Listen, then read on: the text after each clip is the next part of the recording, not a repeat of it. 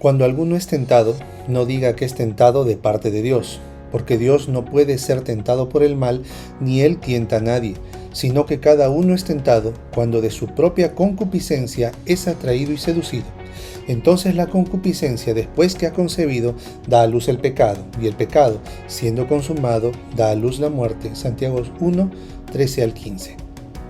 Esta porción de la Biblia ilustra cuál es la anatomía de la tentación y del pecado. Analicemos brevemente estos textos para comprender y aprender cómo hacer un plan de batalla para la próxima vez que la tentación te asalte. Soy el Dr. Iván Balabarca. Bienvenido y bienvenida a Claro de Luna. Hoy conversaremos acerca de la anatomía de la tentación.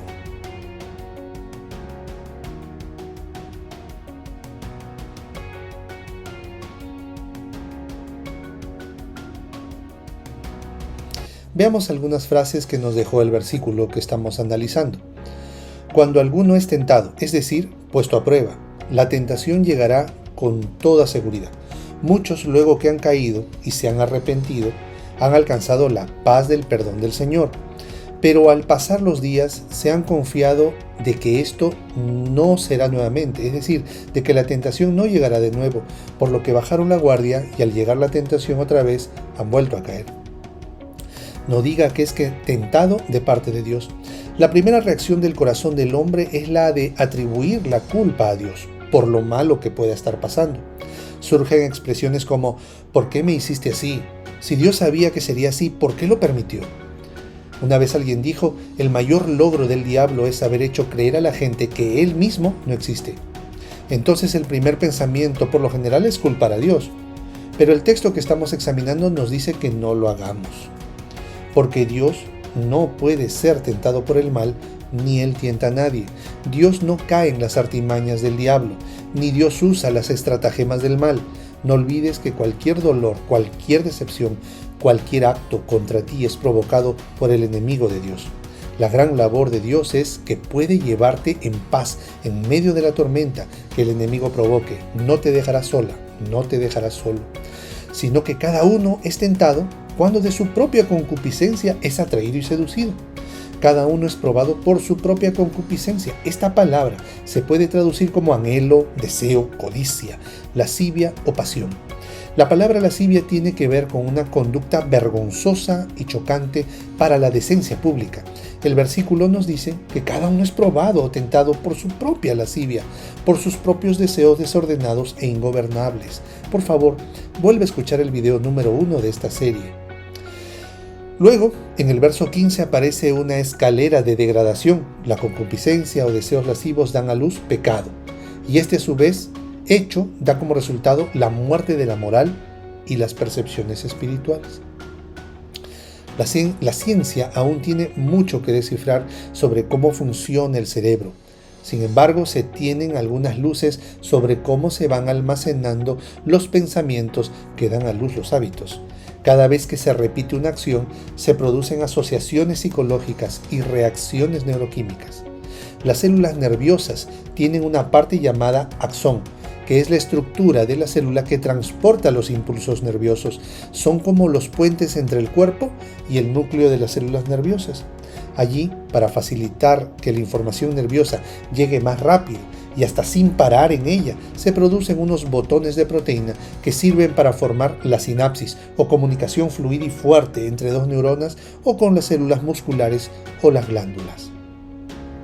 Dicho de otro modo, cada vez que se desarrolla una actividad, sea buena o mala, las neuronas irán generando caminos neuronales entre ellas y gracias a los botones de proteína de los axones, estos caminos se hacen más fuertes cada vez. Estos caminos neuronales son los hábitos que nos acompañarán por el resto de la vida. Demos un ejemplo. Si sabes manejar en una bicicleta sin ruedas de aprendizaje, pero no la conduces hace años, te apuesto a que la podrías manejar de nuevo, aunque hayan pasado muchos años desde la última vez. Lo que sucede es que al momento de aprender, hace años, tu cerebro hizo sinapsis o caminos neuronales que te ayudan a recordar siempre cómo manejar una bicicleta.